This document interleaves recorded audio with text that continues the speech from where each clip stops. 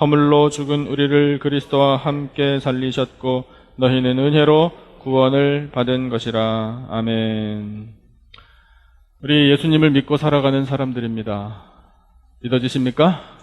예수님을 믿고 사는 이것이 어떤 은혜인지 오늘 우리 주신 말씀으로 분명히 깨달을 수 있습니다.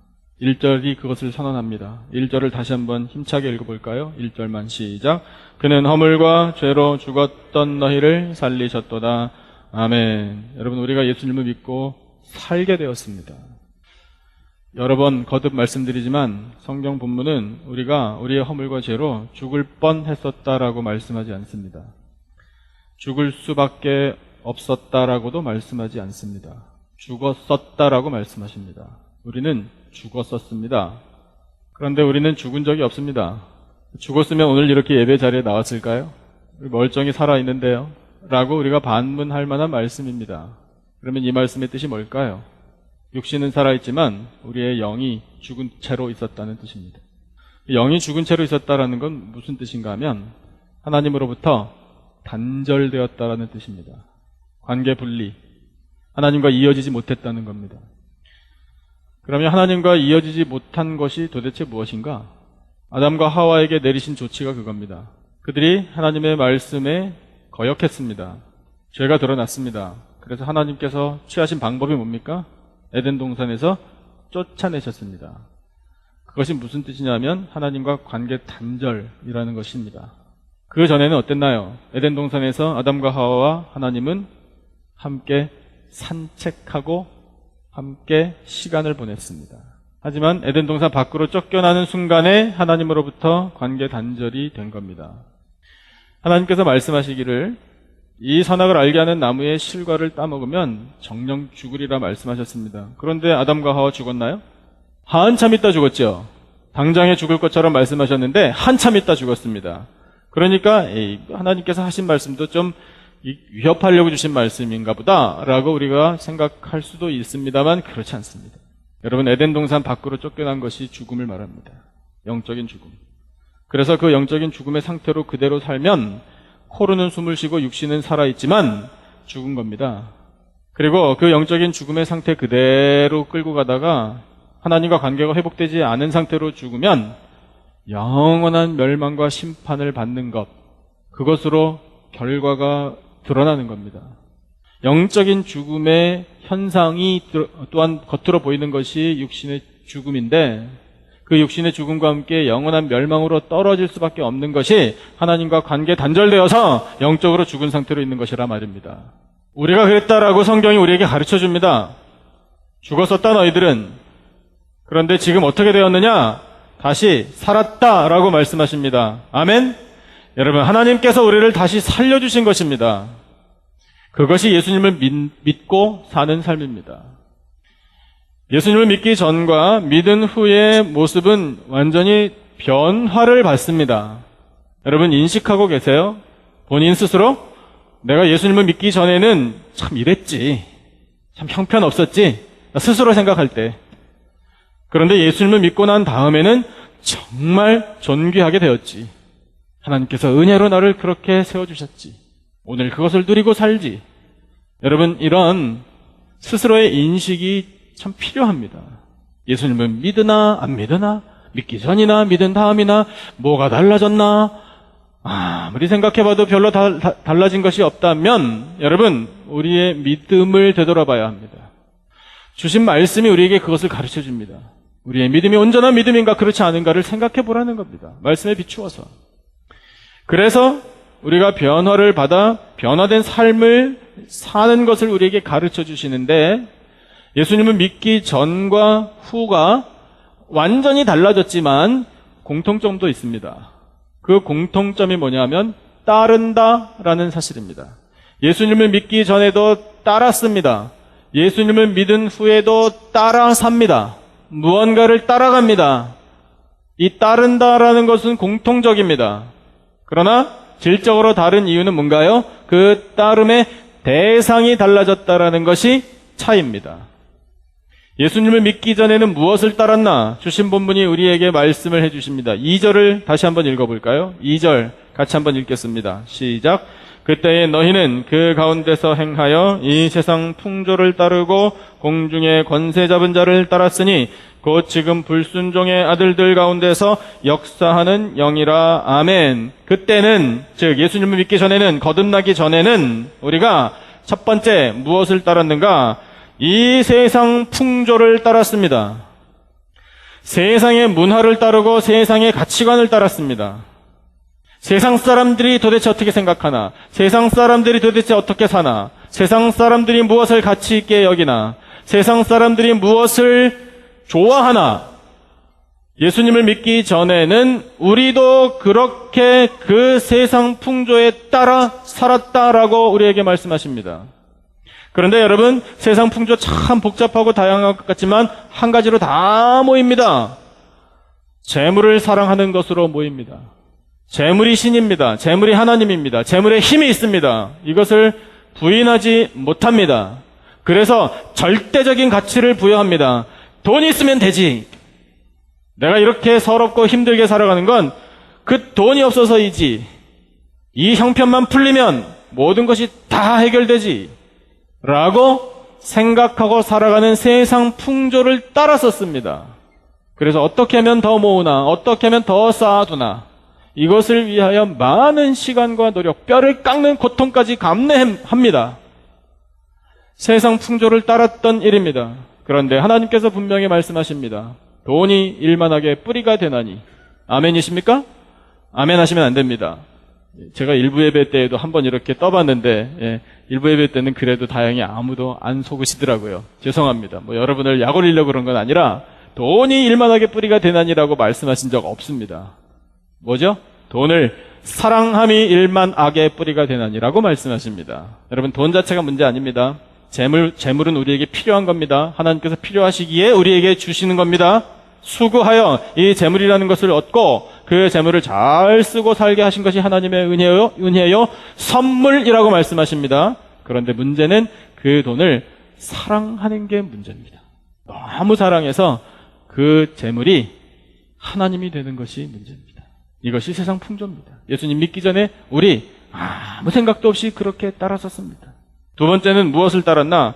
2절 후반부에 공중의 권세 잡은 자를 따랐습니다. 공중 권세 잡은 자, 사탄입니다. 사탄은 우리 위에서 우리를 조종할 수 있습니다.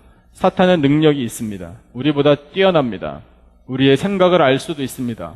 우리의 마음에 못된 마음, 사악한 마음을 집어넣을 수 있습니다. 조금 전에 말씀드린 아담과 하와가 그 대표적인 사람, 첫 번째 사람들이었습니다. 사탄이 집어넣어주는 그 사악한 마음, 그 공중의 권세 잡은 자를 따라 어떤 일을 했느냐? 불순종했습니다. 공중의 권세 잡은 자 사탄을 따르면 하나님 말씀에 불순종하게 됩니다. 사탄이 먼저 하와에게 유혹할 때 그 하와의 마음에 가장 많이 유혹을 받은 말, 그것이 무엇이라고 생각하시는지 모르겠지만 성경은 우리에게 분명히 메시지를 주는데 그 하와가 가장 많이 유혹을 받은 건 하나님과 같이 되어 라는 말이었습니다. 눈이 밝아지면, 그래서 그것을 따먹으면 도대체 어떤 일이 생기는데 하나님과 같이 되어, 이거구나, 이걸 느낀 겁니다. 하나님께서 그래서 겁을 내셨구나. 이걸 먹으면 하나님처럼 나와 아담이 그렇게 능력으로 충만해지니 하나님께서 그것을 두려워하셨구나라고 생각했던 겁니다. 여러분, 이 시대에 오늘 우리에게 사탄이 계속해서 우리를 공격하고 우리를 휘어잡으려고 합니다. 우리 위에서 우리를 조종하려고 끊임없이 그렇게 우리를 유혹하고 공격하는데, 그때하고 똑같이 우리에게 하나님처럼 될 거다, 하나님처럼 될 거다, 이렇게 하면 하나님처럼 될 거다, 불순종해라, 이렇게 유혹하지는 않습니다. 뭐라고 유혹하나요? 이렇게 대부분 이것을 치명적인 무기로 삼는 것인데, 자주 말씀드려서 이미 알고 계시는 말씀입니다. 이겁니다. 너는 자존심도 없냐? 이것으로 우리를 공격합니다. 네. 그러면 그런 속삭임이 사탄의 속삭임인 줄도 모르고 우리는 그런 마음을 품어서 대번에 이렇게 반응 보입니다. 그렇지, 자존심을 세워야지. 자존심 상하는 일은 죽기보다 싫은걸? 이렇게 생각해서 나 스스로를 세우느라고 다른 사람을 깎아내는 일을 주저하지 않습니다. 그러면 내가 높아지는 줄 알고 삽니다. 이것이 예수님 믿기 전에 공중 권세 잡은 자를 따라서 품었던 생각이요 했었던 행동들입니다. 문제의 심각성은 뭐냐면 그렇게 사탄이 우리를 유혹해서 너는 자존심도 없냐? 네 자존심을 한번 세워봐라. 하나님처럼 된다라고 유혹하는 그것이 사탄의 유혹인 줄도 모르고 내 자존심 세우는 것이 지금 시급하기 때문에 그것을 따라 살면서도 문제를 못 느낀 것이 더 큰 문제입니다. 그것이 예수님 믿기 전에 우리의 모습이었습니다. 세 번째, 우리가 예수님 믿기 전에는 3절이 우리에게 그것을 가르쳐 주는데 3절을 한 목소리로 읽어보지요. 다 같이 3절 시작. 전에는 우리도 다 그 가운데서 우리 육체의 욕심을 따라 지내며 육체와 마음에 원하는 것을 하여 다른 이들과 같이 본질상 진노의 자녀이었더니 아멘. 예수님 믿기 전에 우리는 무엇을 따랐나? 육체의 욕심을 따랐습니다. 육체와 마음이 원하는 것을 따라 다녔습니다. 육체는 뭘 원합니까? 육체는 아름다움을 원합니다. 요즘 사람 외모에 대해서 너무 많이 신경을 쓰는 경향, 이 정도 표현도 약합니다.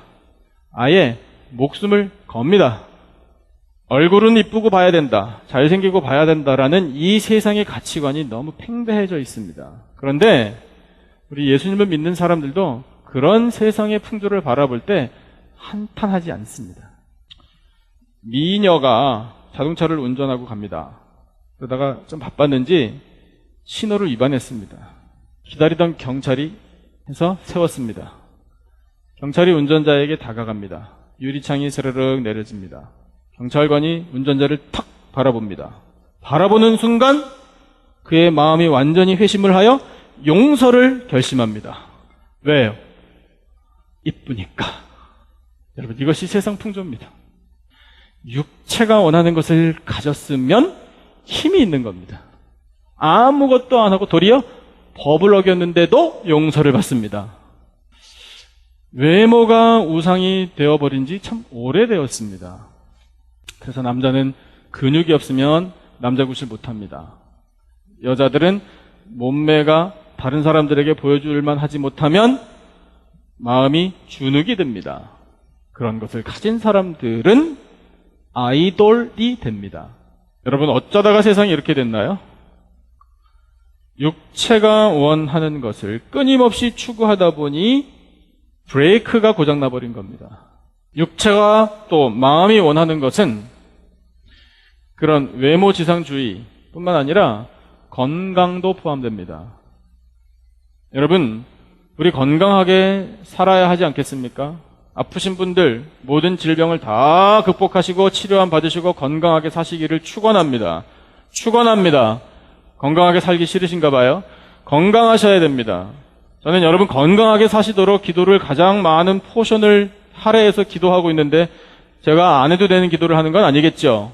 여러분 모두 다 영과 육이 건강하시기를 바라는데 중요한 것이 있습니다. 이 말씀도 여러 번 들으셨을 겁니다. 우리는 도대체 왜 건강해야 되죠? 우리는 왜 건강을 구하죠? 이유는 하나, 쓰기 위하여 건강해야 합니다.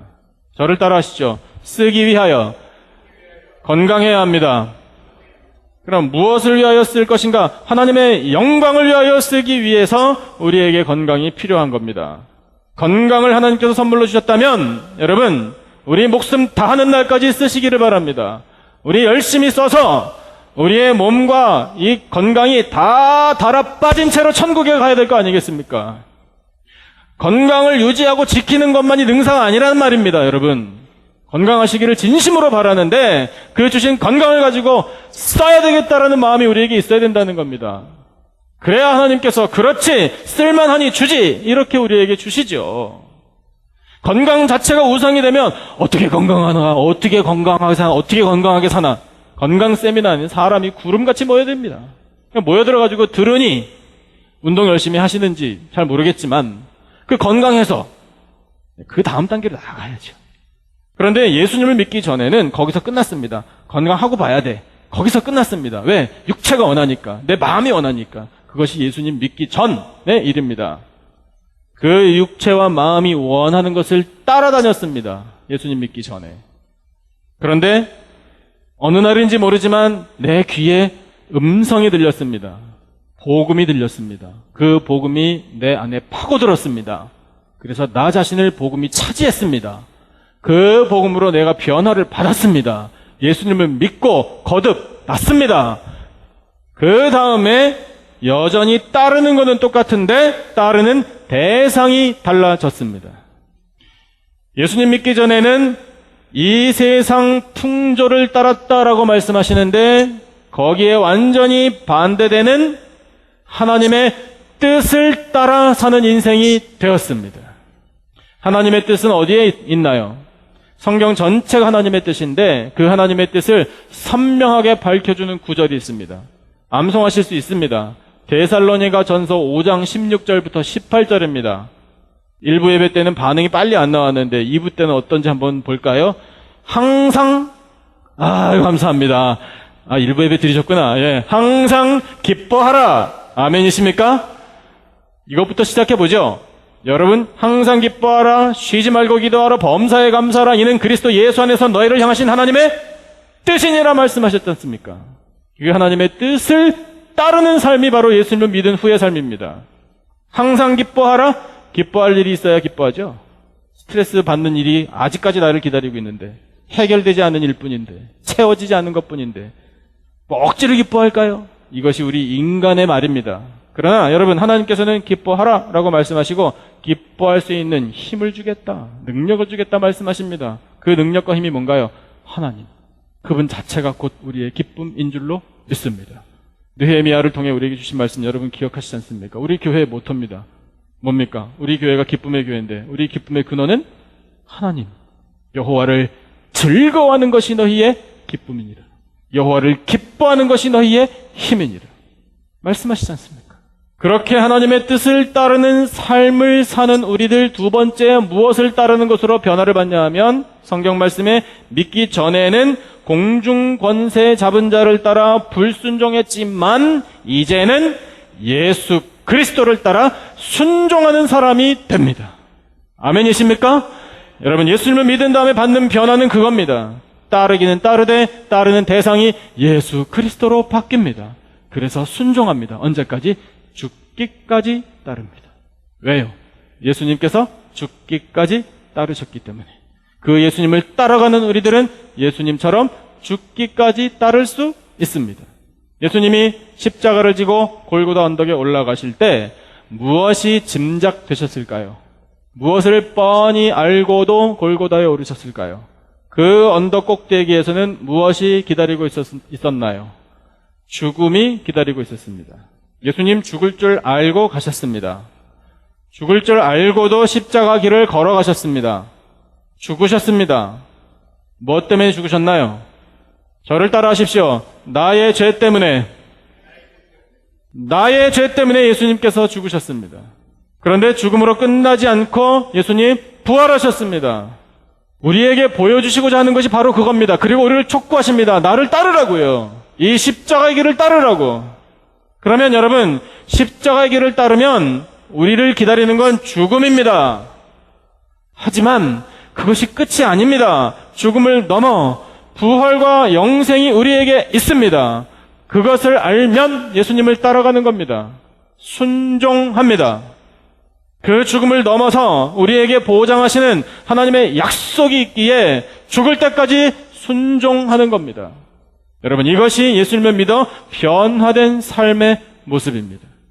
세 번째, 우리가 예수님을 믿어 변화된 삶을 살 때에 따르는 대상이 육체와 마음이 원하는 것, 이것이었다가 이제는 성령의 거룩한 소욕으로 우리의 따르는 대상이 바뀌어집니다. 성령님을 따라 삽니다. 데살로니가전서 5장 16절부터 18절 말씀이 또한 그것을 우리에게 가르쳐줍니다. 여러분, 우리가 예수님을 따를 때 기도하는 사람들이 되어서 쉬지 않고 기도할 수 있지요? 십자가를 지고 죽음을 넘어야 하니 기도 없이는 되지 않습니다. 그래서 기도하는 사람들이 됩니다. 그리고 아울러 범사에 뭐 하는 사람? 감사하는 사람이 됩니다. 이것이 성령께서 우리 안에 역사하시는 증거입니다. 성령 충만하기를 원하십니까? 원하시기를 축원합니다. 성령 충만한 사람들이 드러나는 현상 중에 가장 확실한 것 있습니다. 성령 충만한가 그렇지 않은가 판단하자는 건 아닌데 드러나는 현상 중에 가장 확실한 현상이 뭔 줄 아십니까? 감사가 넘쳐난다는 뜻입니다. 감사가 넘쳐나는 인생이 성령 충만한 인생인 줄로 믿습니다. 그래서 하나님께서 우리에게 범사에 감사하라 말씀하시는 겁니다. 여러분, 우리 이만큼 산 것도 다 하나님의 은혜인 줄 알고 감사하시기를 축원합니다. 채워지지 않은 것 있습니다. 계획 세운 것이 틀어진 것들도 있습니다. 하지만 여러분, 하나님께서 살아계셔서 우리를 사랑하고 계십니다. 우리의 필요한 것을 하나님께서 다 하십니다. 다 하셔서 채워주십니다. 여러분, 그 하나님의 사랑을 생각할 때 우리 감사하지 않을 수 없습니다. 감사하는 사람이 성령의 거룩한 소욕, 성령께서 주시는 소원을 품는 사람이고 그 성령의 인도를 따르는 사람입니다. 더 이상 육체와 마음에 원하는 것, 그 천박한 세상의 가치를 따르지 않습니다. 이제는 거룩하고 저 하늘에 있는 그 영원한 가치를 추구하는 성령의 사람들이 됩니다. 그것이 예수님을 믿어 변화된 인생입니다. 우리를 그렇게 변화시켜 주신 능력이 있습니다. 힘이 있습니다. 근본적인 그 힘, 그 능력, 그것이 뭐냐면 바로 예수님의 피입니다. 예수님의 보혈. 그 보혈로 하나님께서 우리를 죽은 상태에서 살려주셨습니다. 5절 말씀 같이 한 목소리로 읽겠습니다. 4절부터 읽을까요? 4절과 5절 두 절 말씀을 우리 힘차게 받들어 읽겠습니다. 시작. 긍휼이 풍성하신 하나님이 우리를 사랑하신 그 큰 사랑을 인하여 허물로 죽은 우리를 그리스도와 함께 살리셨고 너희는 은혜로 구원을 받은 것이라. 아멘. 은혜로 구원을 받은 것이라. 그 은혜의 핵심이 바로 보혈입니다. 지난 주간에 제가 한 25년여 만에 어떤 목사님을 만났습니다. 한국에서 제가 성장한 모 교회에서 처음 만났던 분인데 그때 제가 대학생 졸업할 때였나 잘 기억이 안 나는데 하여튼 그 정도 됐습니다. 제가 유년부 교사를 하고 있었는데 그분이 전도사님이셨어요. 전도사님 성격이 참 좋습니다. 쾌활하고요. 잘 놀고요. 그래서 교사들만 만나면 우리 놀러 갑시다. 전도사님이 예배 드립시다. 이 말보다는 놀러 갑시다 하신 말이 더 많이 기억에 남아요. 참 재밌어요. 수지침, 그때는 수지침이 흔치 않았습니다.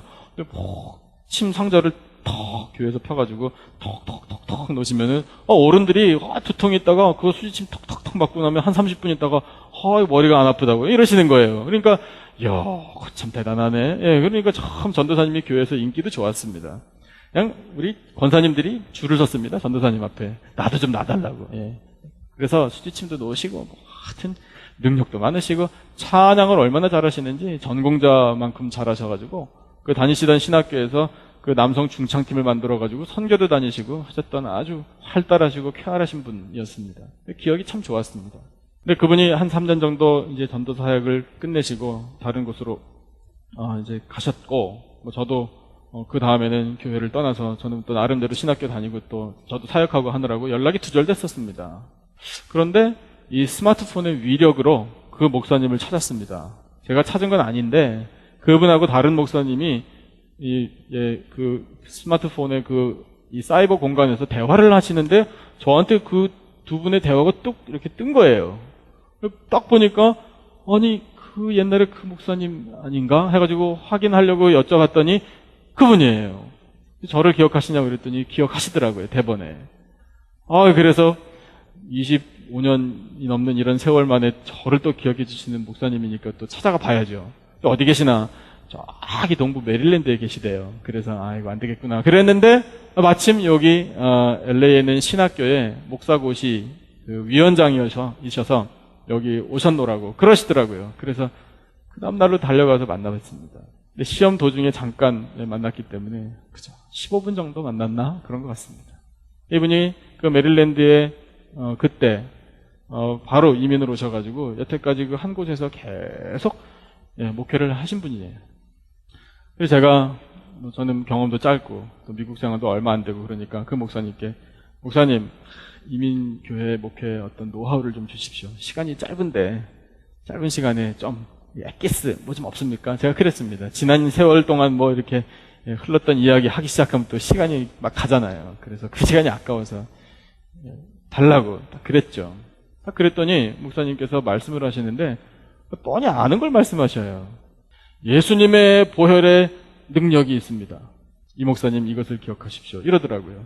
제가 아멘 그랬는데 마음속으로는 그거 말고요. 다른 거 없습니까?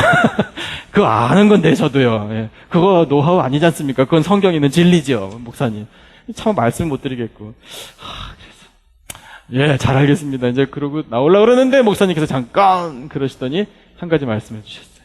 간증을 해 주셨습니다. 목사님이 처음에 이민 오셔서 여기서 목회를 하시는데 한 3년 반 정도 식사를 안 하셨대요. 뭐 얼마나 진정성이 있는지 모르겠지만 거의 안 하셨대요. 잠도 거의 안 주무셨답니다. 그렇다고 병에 걸리신 건 아닙니다. 3년 반 정도 식사도 잠도 별로 그렇게 하지 않으시면서 환상 가운데 사셨대요. 뜬구름 잡았다는 얘기가 아니라 그런 신비로운 삶을 사셨답니다. 본인이 의도하지 않게.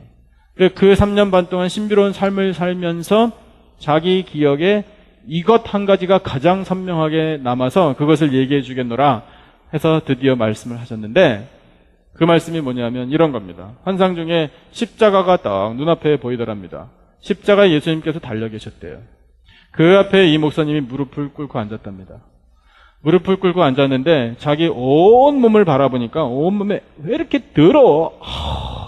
무슨 더러운 진흙덩어리도 아니고 뭐 이상한 것이 이렇게 덕지덕지 붙어가지고 온몸에 얼굴서부터 시작해서 이거를 떼어내야 되겠는데 그래서 떼어냈답니다.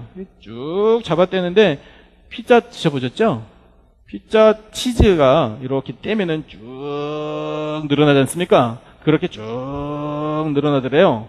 그래서 다시 딱 놓으니까 찰파덕 하고 가서 다시 붙더랍니다. 이게 왜 어떻게 된 거야? 그래서 계속해서 떼어내려고 한참을 씨름하셨대요. 근데 도저히 안 떨어지더랍니다. 단 한 조각도. 이걸 어떻게 하나 고민하다가 십자가가 눈에 탁 들어오는 순간 이 목사님께서 피! 예수님 조금만요. 이랬답니다. 피를 손에 받았답니다. 그래서 이렇게 해봤답니다. 조금 있다가 손을 딱 떼어봤답니다. 여기만 하얗게 손자국이 나면서 그 더러운 것들이 온데간데 없이 사라져 버렸답니다. 주십시오. 주십시오. 피 더 주십시오. 피 더 주십시오. 그래서 계속 묻혀서 다 녹여내고 닦아냈답니다. 다 닦아내니 온몸이 하얗게 되어서 십자가 앞에 섰답니다. 여러분 솔직히 특별한 건 아니죠. 그렇게 될 걸 누가 모르겠습니까? 그러나 그것을 분명히 체험해서 예수님의 십자가 피를 구하는 자에게 죄사함의 능력을 주신다라는 사실을 그분은 선명하게 체험했고 그 20여 년 전에 체험한 그 체험 하나를 가지고 지금까지 목회를 하는데 그렇게 교회가 행복하고 즐거울 수 없다라고 말씀하시더라고요. 여러분 우리의 만남은 우연이 아니야. 저는 그 가사를 좋아합니다. 여러분도 좋아하시나요? 지난 주간에 25년이 넘는 세월 만에 그 목사님을 만난 거 우연 아니라고 생각합니다. 그 목사님을 통해서 그 짧은 시간 안에 그 한 가지 말씀을 들은 것도 저는 하나님의 계획이라고 생각합니다. 하나님께서 그 말씀을 저로 하여금 듣게 하셔서 마음에 듣는 순간에는 다는 진리인데요 라고 좀 섭섭하게는 생각됐지만 그 체험을 통해 십자가 보혈의 권능을 다시금 되새기게 하신 하나님께서 저에게 은혜를 주셨다고 저는 믿습니다. 그 받은 은혜를 또한 이렇게 주일 예배 때 여러분에게 전달할 수 있으니 얼마나 감사한지 모르겠습니다. 여러분 아멘으로 화답하십시오. 예수님의 보혈의 능력이 있습니다. 예수님의 보혈이 우리 죄사함의 능력입니다. 유일한 능력입니다. 그래서 그 보혈의 능력을 의지하는 그 사람은 무엇을 따르는가? 하나님께서 우리에게 말씀하시는 이 질문에 대해서 저는 하나님의 뜻을 따릅니다. 저는 예수 그리스도를 따릅니다. 그분의 말씀을 따릅니다. 죽기까지 순종합니다. 성령님의 거룩한 소원을 따릅니다. 하나님의 진노를 사지 않습니다. 하나님께 기쁨이 됩니다. 라는 고백을 당당하게 하면서 믿음을 가지고 살 수 있습니다. 여러분, 우리의 믿음이 온전한 믿음이 되기를 축원합니다.